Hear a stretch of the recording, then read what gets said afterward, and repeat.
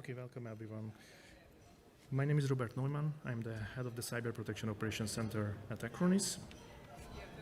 Hey guys, welcome everyone. And I'm Albert. I'm a cybersecurity researcher from Acronis.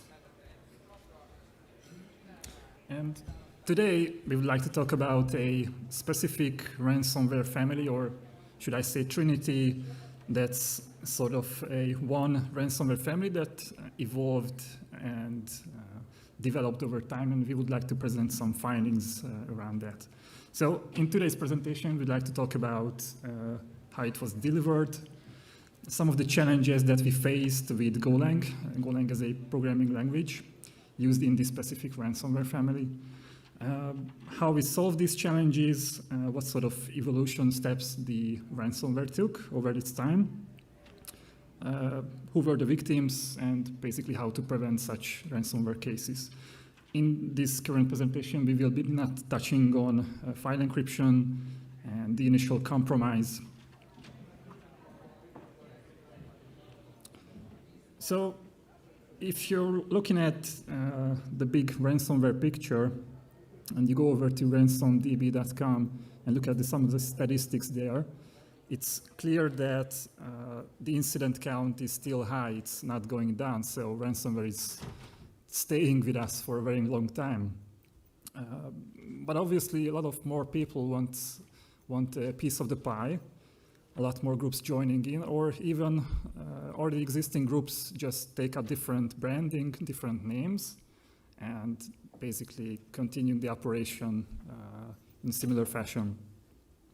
We also see that victims still pay the ransomware fee, which is obviously a catalyst to this whole ransomware scheme. After the Colonial Pipeline incident that took place not so long ago, we feel it was sort of a turning point in ransomware investigations, because after the critical infrastructure was attacked, we saw some arrests in Russia, and the US government tried to go after for example, the R-Evil Ransomware Gang family affiliates, and it was a turning point for ransomware cases. And that's where our investigation started, almost like 1.5 years ago, with the specific ransomware family called Epsilon Red. And over the course of 1.5 years, we kept a close eye on it, how it evolved. Initially, it seemed that it was only a one-off campaign, but the ransomware took a different branding, different name, and sort of evolved over time. Here, I would just like to highlight some of the challenges that we faced with this family. One of them, obviously, was PowerShell obfuscation. The family was written in Golang, and we also saw some obfuscation attempts on the binary. It even had some unpacking routines on it. And one of the new things to this ransomware family was the use of the execution keys, which would obviously help if you would try to run this in automated sandboxes, for example. Are there any SOC or CERT people here? Maybe the first picture is familiar to you. I'm sure you've seen a lot of these in frontline investigations. So initially, the ransomware is delivered via a PowerShell script that's obfuscated. And as you can see, it used some interesting casings that later the ransomware script would try to replace on the second screenshot. And basically, that's how the PowerShell script builds up. So what sort of features this PowerShell script had? Obviously, the casing and the obfuscations. It also employs some interesting hidden window style, which would obviously hide the window from the user. Also, we've seen some exclusion of interesting folders like Windows program files. Obviously, you don't want to encrypt those to preserve the system's integrity. But it would also stop processes and services related to AVs and SQL databases. And other commands would just simply clean up event logs from Windows, even change boot options, delete shadow copies, or even turn off Windows Defender and change the execution policy in PowerShell settings. Let's talk about the payload. So after the PowerShell script, it would, in our first case, the PowerShell script would create 2 more PowerShell scripts that would later create 10 more PowerShell scripts. So it's kind of interesting to see how they did that, and after all these steps, a payload or a binary would be sent to the system. So this final payload is written in C and Golang, compiled using the MinGW tool. We've seen and observed some AES and RSA encryption methods in the binary. And initially, it only had a very low detection rate, like 7 or even 10 to begin with. And contrary to many reports, I shouldn't say many, a few reports, we've seen that some reports say that it had some anti-VM capabilities, while actually it didn't have any of those. It only employed the execution key to start the payload. And there's one interesting instruction called CPU-ID in one of the Go functions, but it was not used for any sort of anti-VM features. So the binary employed packing as well, and it was stripped from any sort of key information. The developers even went ahead and removed the famous Go build information, the ID from the binary. We've seen samples with UPX and packed with later with TemID as well.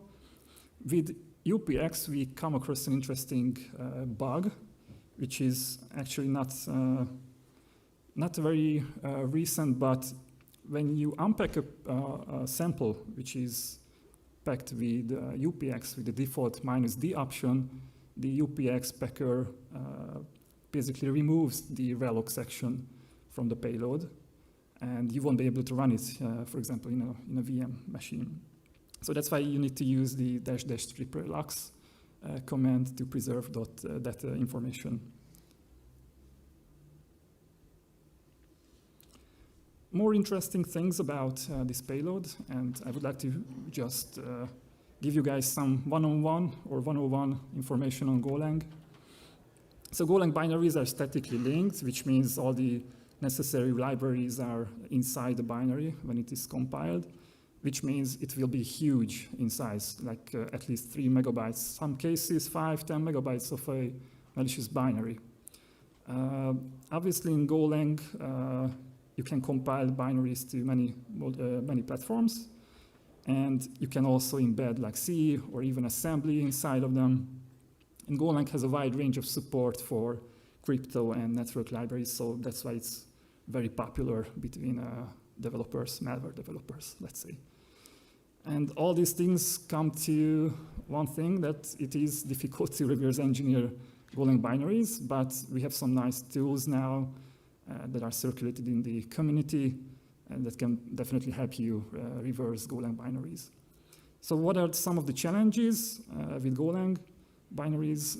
Obviously, stripped binaries, they don't have sometimes any meaningful information like symbol names or even function names, global variable names, such and such. But there's one interesting section called the PCLN tab, which holds plenty useful information about the Golang binary.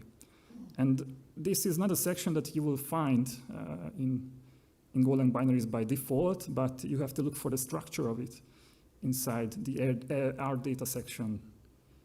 If you're really curious, you can go to this link and find some information about that structure. Another thing, Go strings are not null terminated, which makes it really hard to investigate and reverse. Basically, there are huge, large string blobs inside these binaries, and only the sequence of bytes defines each strings. So we took our favorite disassembler, IDA, and looked at how we could start reversing. Obviously, in the early versions of IDA, there was no such support for Golang binaries. And as you can see on the first left-hand side screenshot, key functions were only displayed as sub underscore something.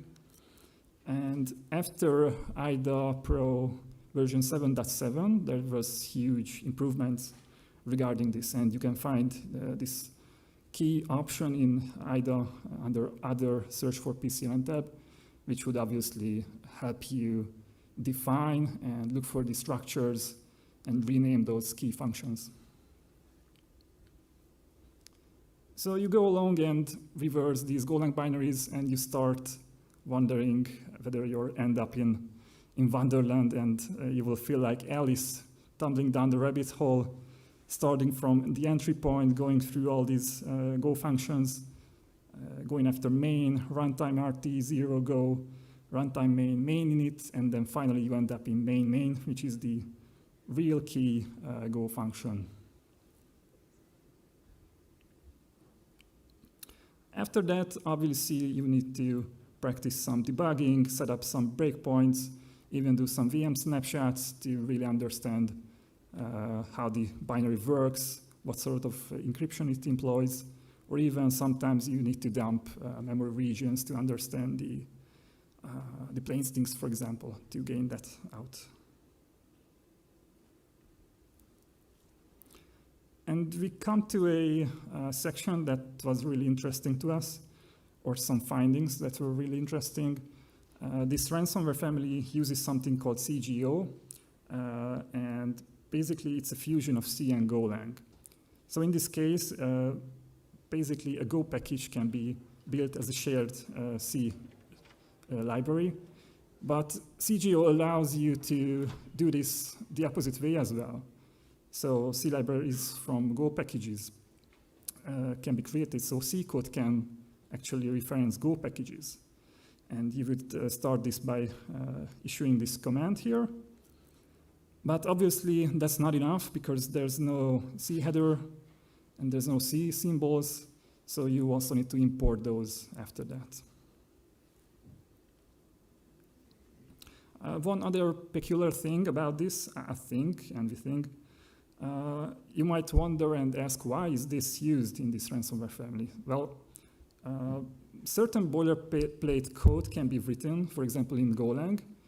And let's say if you go on the underground forums and you start to look around, you might see that sometimes the developers sell these parts of these codes. And later when a new player joins the game, the ransomware game, they could just buy these section of codes and join them up and just compile the binary. So it's really allows a low entry for these ransomware developers. So what are the implications of this? On the screenshot here, you can see how you can recognize the CGO patterns, just looking at some of the functions or in the strings. And currently we are at the stage where malware can use or will use multiple programming languages at the same time.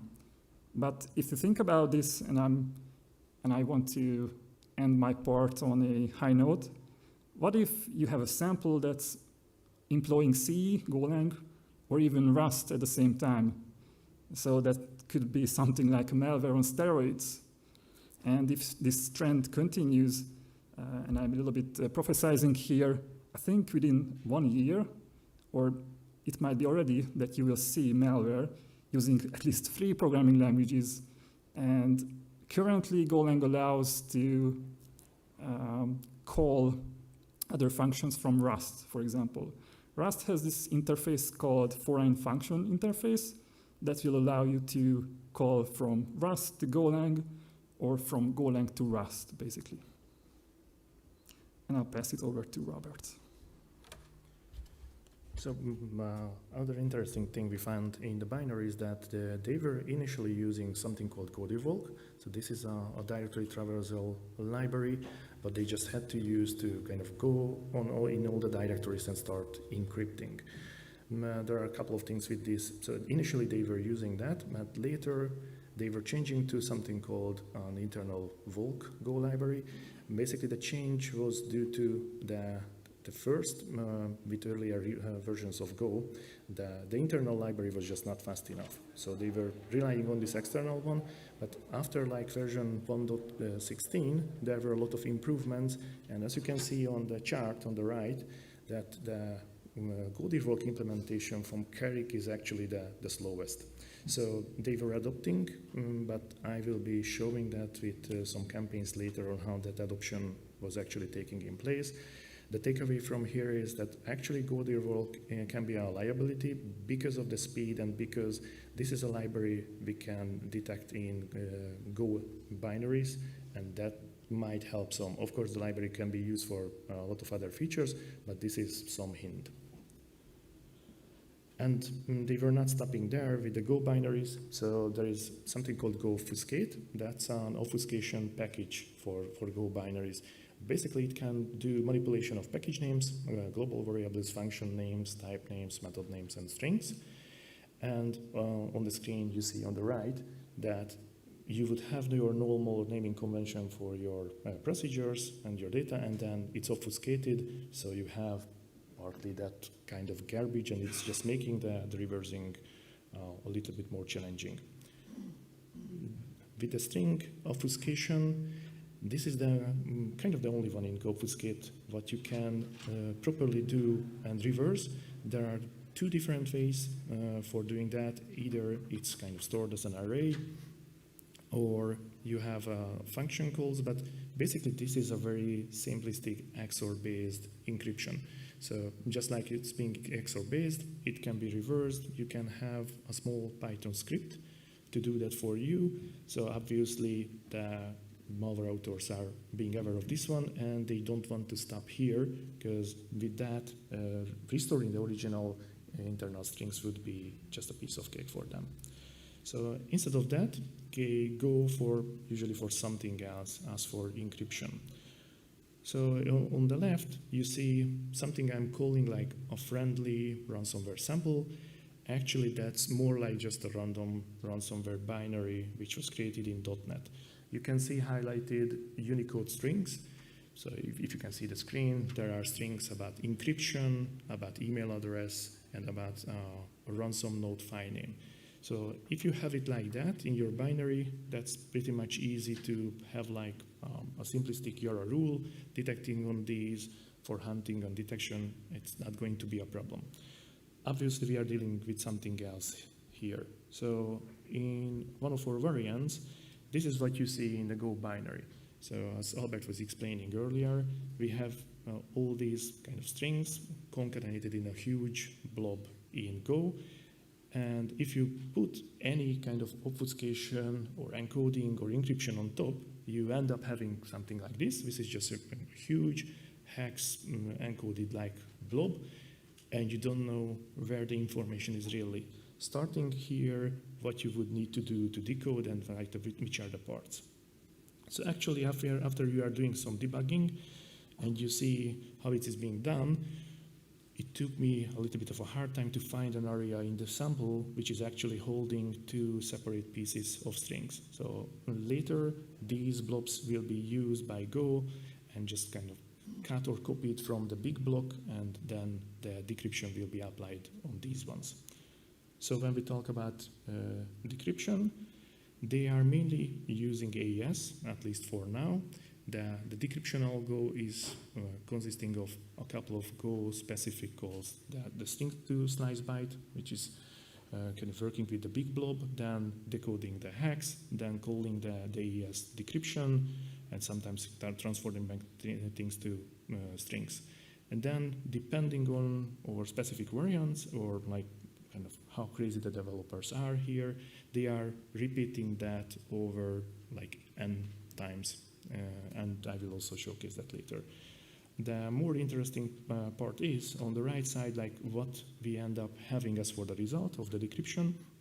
So in all the binaries we've been investigating in the past 1.5 years, we have seen almost exactly the very same strings. Sometimes there were very minor differences, but each of these samples were containing at least an email address, a panel or a combined key that's specific to one target they are attacking, There is password for execution for all but the very first sample. Then the extension of the encrypted files, how they are going to call them. Then the file name for the ransom node template itself, specific RSA key, which is of course always changing as per sample, and then some internal strings which are mainly used to replace and build up the ransomware template. And then the last three ones are just another set of internal strings used for the multi-threaded encryption the ransomware payload is utilizing. But besides this, you don't have any other meaningful strings in the binary. They don't have a list of file extensions because they are encrypting all files on a specific drive. More on that later. So not much to take, and to get even these, you need to go through usually multiple layers of AES encryption. A little bit about the ransom node templates. We are mainly dealing with two templates because they were changing over time.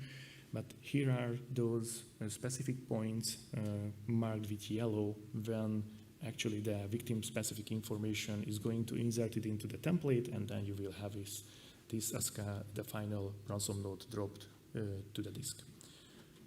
So how this is all looking like in the timeline? As we said, it was an investigation for about 1.5 years. The initial sample was the Epsilon Gang. The very interesting part of that was not just the usage of PowerShell. They were using PowerShell in ransomware before, and also Golang wasn't the first case. But it was more interesting that after the very first kind of attack about with Epsilon Gang and Epsilon Red, no one really heard about that team anymore. No one was blogging about that, except that they were trying to link them to certain other campaigns.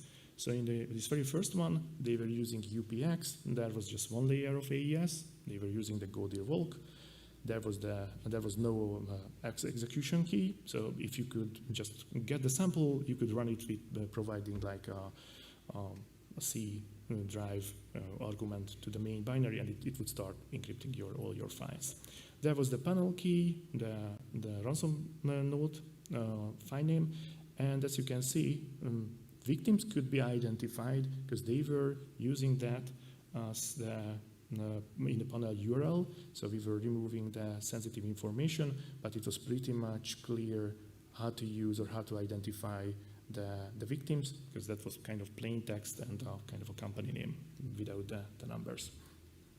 So after that, only just a couple of weeks later, there was another variant, but now we are not talking about Epsilon Red anymore. We are talking about kind of a new team, or at least people were believing that, called Black Cocaine. So it was actually the very same structure and very same sample. So they were rebranding just within a couple of weeks. Not sure if the timeline with the Colonial Pipeline accident is the key here, because that was also happening last time in May. So maybe they were having some additional pressure. Maybe that was kind of planned all the way along, but we haven't seen anything as before the Epsilon Red campaign, but surely we have seen what they were doing after that. Here, the only key change was that they were introducing the execution key. So while the Epsilon Red sample could just run, if you were running the new one in a VM, it would do absolutely nothing. The problem with that is that people, if they are getting any ransomware sample for an investigation, like digital forensic and the fire or anything like that, they would be throwing these into sandboxes, and of course a sandbox wouldn't do anything with that. It would be just one sample which is immediately doing nothing for them. Other than that, it was just the branding. So we are talking about Black Cocaine from now on. The structure is the same. The how to recover files are kind of following the same pattern. And then we also have victim information. What we are redacting, the email is Proton Mail here. Then in just within a couple of days, in May, we were also having at least 2 additional Black Cocaine samples. The only thing to mention about that, because there was no big change here, that they were reusing the same execution key at least like 3 times. So they didn't feel that that was very important to be changed. That's actually included in the original PowerShell for the execution. They were always making sure that the included RSA key is always different for the victims. And then there were other changes even within a couple of days. So you could see in the previous slide, they were using the cocaine.black with C2 domain, but then they were changing also to the blackcocaine.top. No real reason of why they were doing that. Maybe kind of just trying to kind of hide or moving away from the old one, but everything else is pretty much the same here. And we are still talking about that it was all happening in May with like 4 campaigns.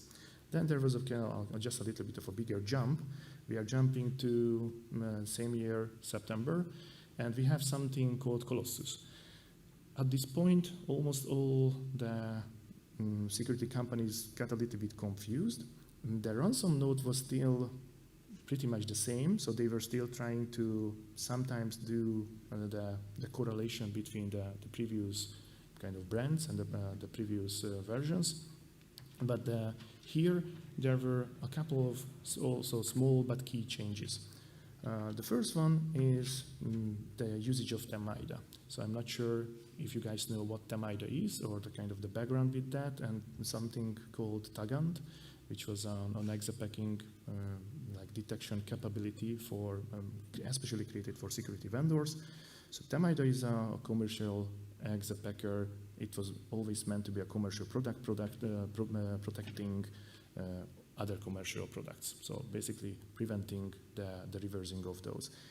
It's one of the very best and heavy ones, utilizing multiple VMs.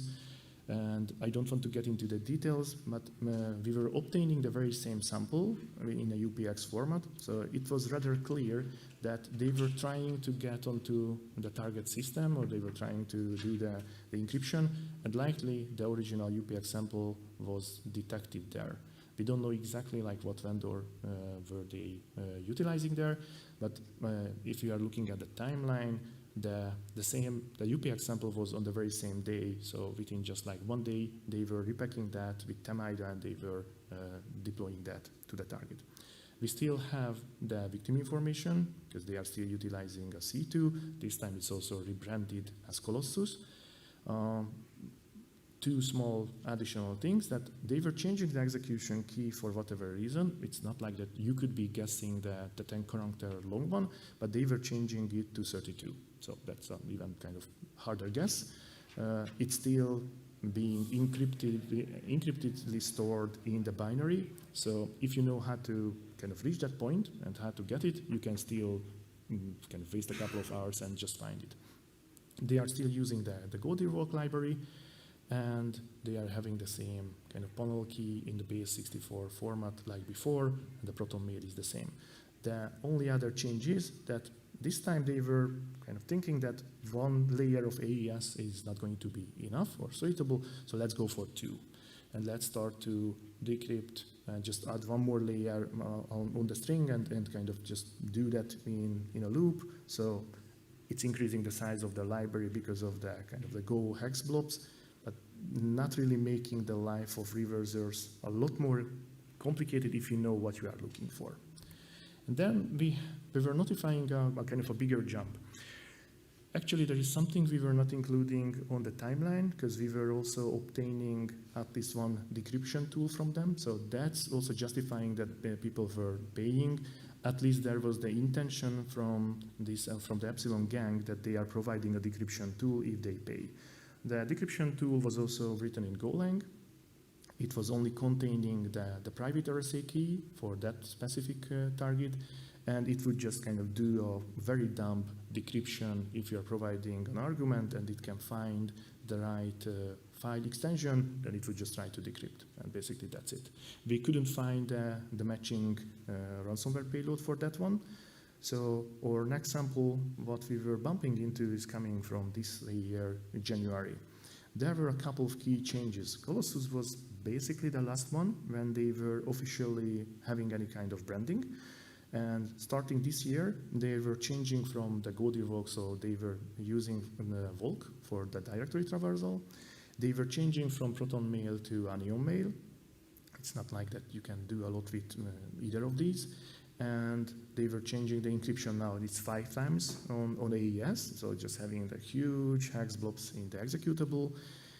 And basically the more important parts are that panel key and the victim information is gone with the panel key. So you cannot identify the victim by just having the sample. And then the ransom node was changing at this point, and the template from the old template to the new one, and also the name from how to recover to how to fix files. So this was the first time they wanted to go like completely anonymous. Then we also had a little bit of a bigger jump to this May. The trend was continuing, so there were no other significant changes. The onion mail is the same, the format is the same, no more panel information or victim information anymore. But probably they were just realizing one mistake they had before. For all the previous samples and campaigns, they were encrypting all those strings I was showing in a couple of previous slides. But they were forgetting to do one interesting and one key encryption, and that was the file name of the ransom node. So if you could do a search on like how to recover or how to fix, you could still find some samples and you can still have some IOC for that one. Here they realized that that was a mistake, and from now on they are also encrypting the ransomware file name and basically don't have any meaningful strings anymore in the binary, I mean in a clearly visible way. Then just a couple of small jumps, and we are already in this year in August. Also, no significant changes, but then they decide that AES 5 times is not enough, so we want to have like 6 times, because 6 is the magic number. Also, you might notice, I'm not sure if there is any kind of correlation between that, but the number of X in the how to recover is also changing from 5 to 6. So that's kind of parallel. Maybe it's kind of just they are playing a game. It's not really a meaningful thing, but they are going on with the onion mail addresses. And for one, they were switching back to how to recover files from how to fix files. But other than that, no changes. And the last sample we could observe was from the end of August, just like kind of from a month ago.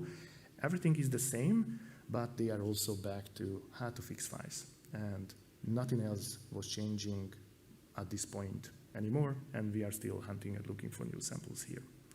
So let's talk about a little bit about detection and prevention. On the detection side and the prevention side, you can do kind of 2 things.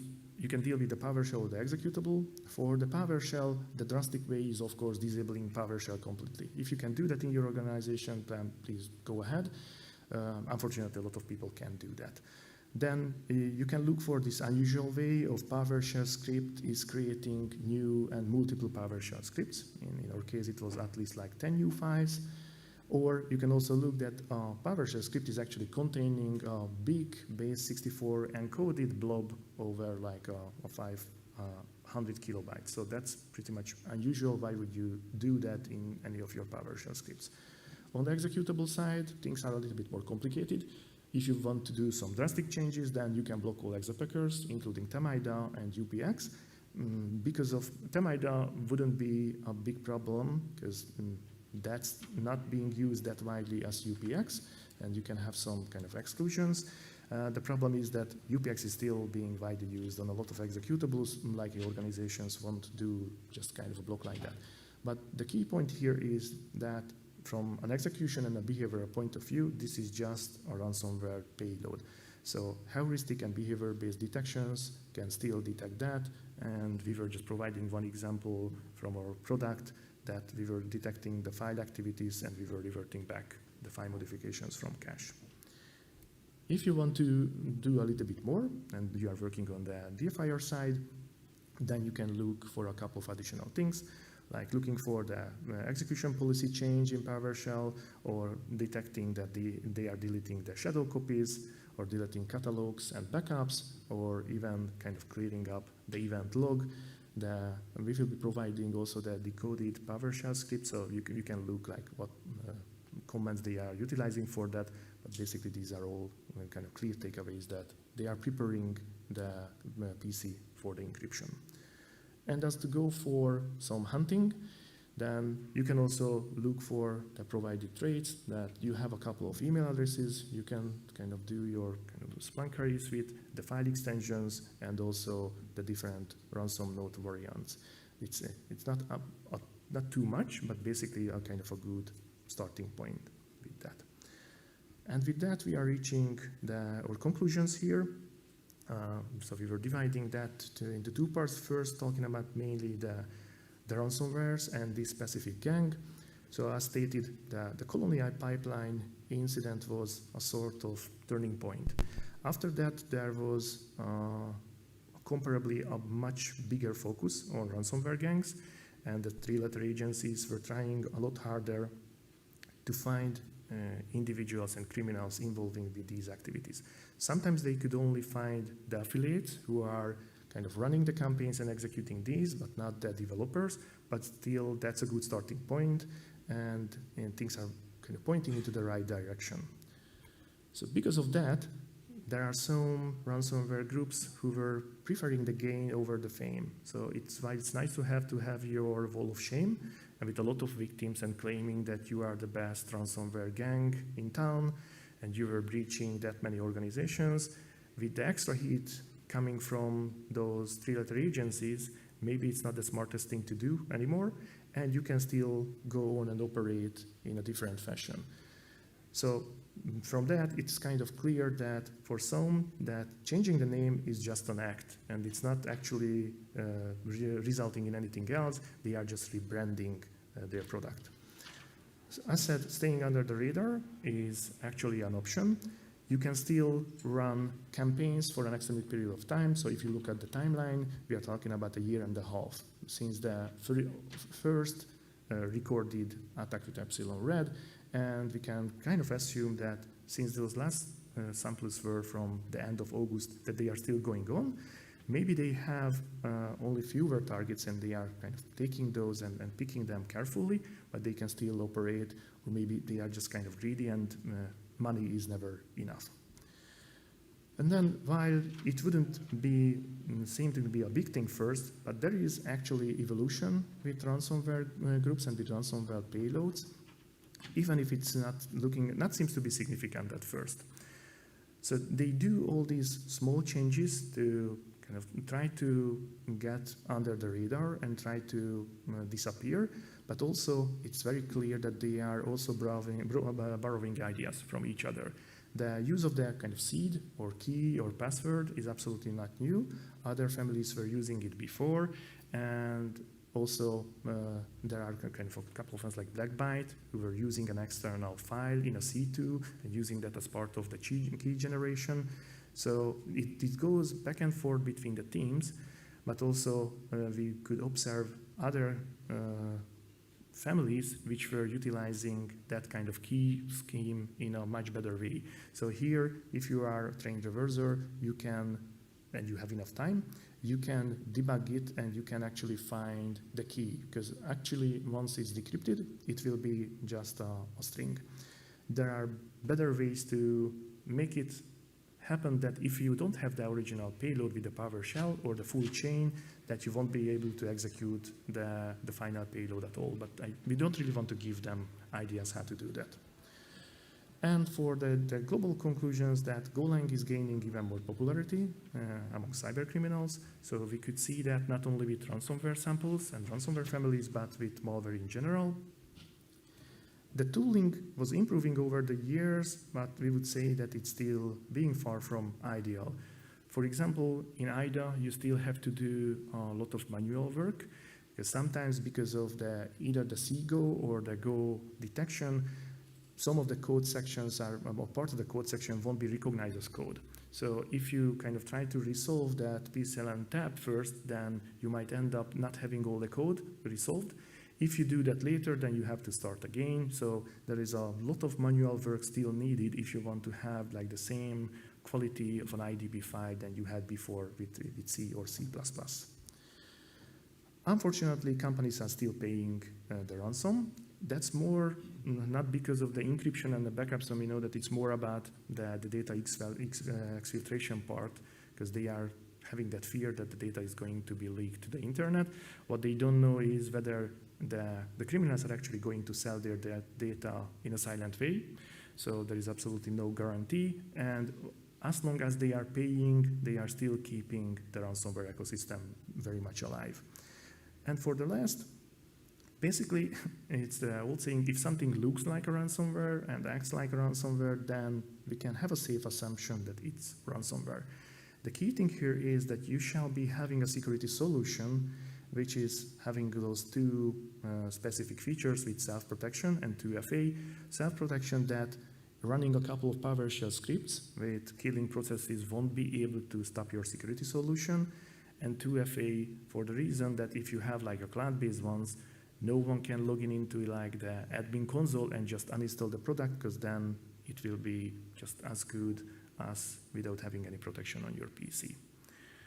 And with that, that's all for today. Do you have any questions?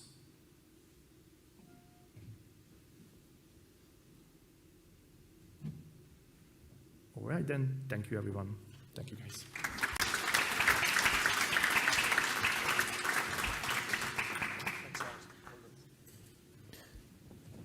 Thank you, Robert. Thank you, Albert, for that captivating presentation. We'll be starting up again in 2 or 3 minutes with our next.